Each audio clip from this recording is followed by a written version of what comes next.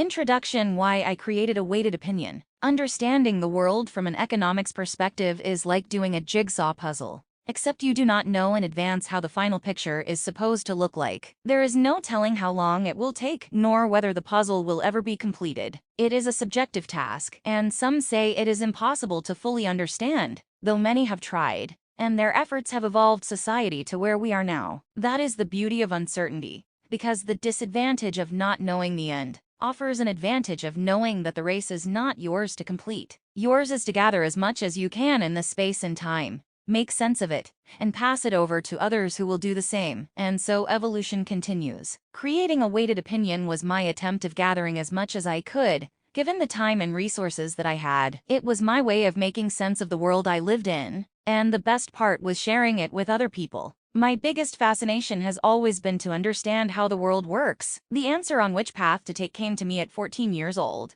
when I decided to become an economist, and strangely enough, I could never forget that day, because it was a sudden experience, as if the answer had presented itself. It was a sunny morning, and I was getting ready for school, but for some reason I randomly switched on the television, and the news show Morning Live was on. I found myself glued to the screen as I was impressionably intrigued by what the interviewee was discussing. In that mystical moment, nothing else mattered, because when I looked at the bottom of the screen to see the interviewee's name, the only word I saw was economist. Then suddenly I knew what to do with my life. It was like a defining moment for me. It is I decided there and then to become an economist when I was older, even without knowing at that time what economists did for a living. With that clarity, the path unveiled itself. Though it was only in my honors year where I embraced my career decision, because for the first time, I was starting to make sense of the world I had been searching for. My jigsaw puzzle was beginning to take shape as I gained memorable knowledge and enormous confidence,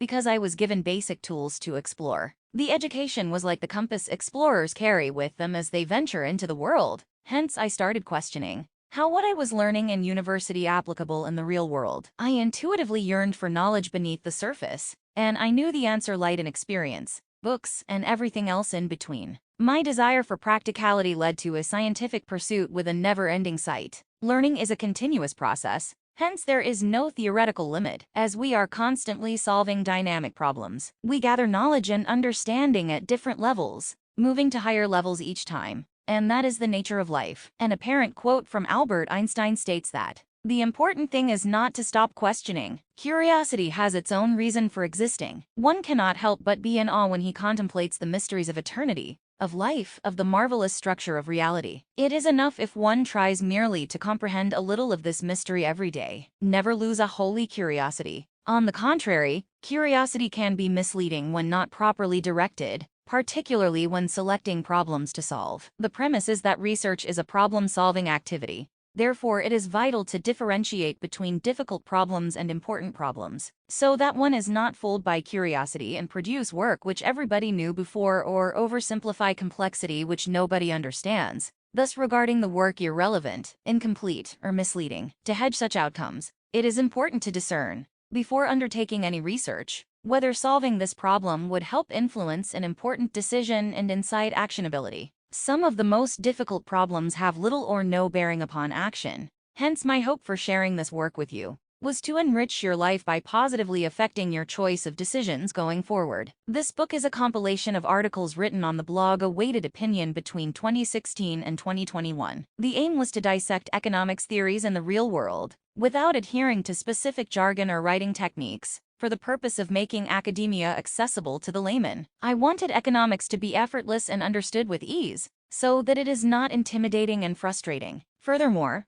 I aimed at showing how an economics perspective can help in understanding society and some of its problems. Thus, there is a fair balance between empirical evidence to qualify claims and a priori assumptions on the behavior of economic agents that form the cornerstone, or rather fundamentals, of different economics views. Therefore, further research on these conjectures is encouraged. Economics requires a split personality, one of rigorous humanist and another of an aloof scientist. Hence, the book is divided into two sections. Part 1 focuses on social science that addresses modern liberty with 3 chapters, namely, psychology, macroeconomics, and development economics. Part 2 focuses on finance that addresses modern wealth with 4 chapters, namely personal finance, monetary policy, Financial markets and business economics. None of these chapters are related, neither are the articles, which enables you to read whatever tickles your fancy. Though, I must admit that my favorite section of the book is the finance part,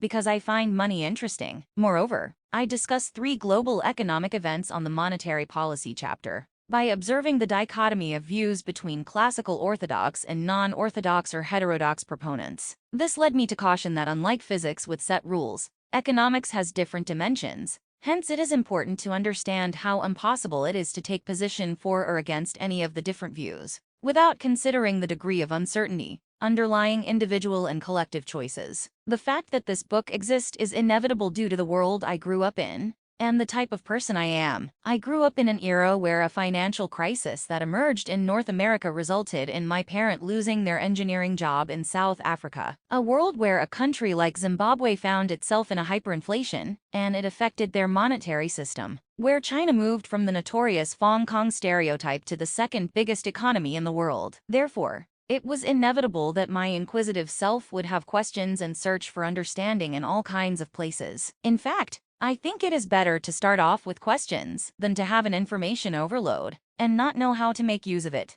I used the blog A Weighted Opinion to document what I was learning in university and life. However, with time I moved from asking questions to being asked questions, from my uncles and their peers asking me about cryptocurrency, to how my doctor's visits would end up being a consultation about where he should invest his money, from how my bosses would ask for a report explaining why a client's share price tanked, and how it affected business, to my friends, asking whether they should buy the dip of that company. I became the go-to person in my circle for financial advice and even the best book recommendations. Therefore, it is not surprising that my life continues to demonstrate how I naturally love helping people. And I think my unconscious reason for continuous learning is because I find fulfillment in seeing people enrich their lives from my help. The beauty of starting from the bottom is that it makes you relatable, which enables you to share hope, since others can see themselves in you and believe that they could also improve their lives. Therefore, we need not look down on our disadvantages, but see them as gifts that fuel us, because dealing with them places us in a powerful position to help others. In his book You Revealed, Naftali Horowitz writes that someone blessed with a natural skill is not always able to teach that skill to anyone else, he just does it with little need for thought, and it works. Asking such a person for advice is like asking a lottery winner to tell you how he won, so that you can also win as well. There is not much you can do with that information. On the other hand, someone who was compelled to learn a skill through trial and error, who made loads of mistakes and paid close attention to what worked, what did not work and why, can guide others down the same path. The quest to wealth and liberty is not a new discovery as Adam Smith settled it centuries ago in The Wealth of Nations. However, it remains a recurring topic, since there is no universal formula for how both are attained. This quest is an abstraction as it is likely to mean different things to different people. Yet I believe we stand a better chance of being liberated through education than winning wars, because the knowledge we gain from learning enables us to improve our level of understanding, which improves the quality of decisions we make as individuals and collectively. Similar to how wealth is more sustainable through being industrious than receiving aid, as productivity propels us to constantly improve our offering through trial and error. This is the essence of economics. It boils down to how do we manage and improve our productivity. Hence, its perplexity compelled me to add my contribution to the sustained quest of wealth and liberty.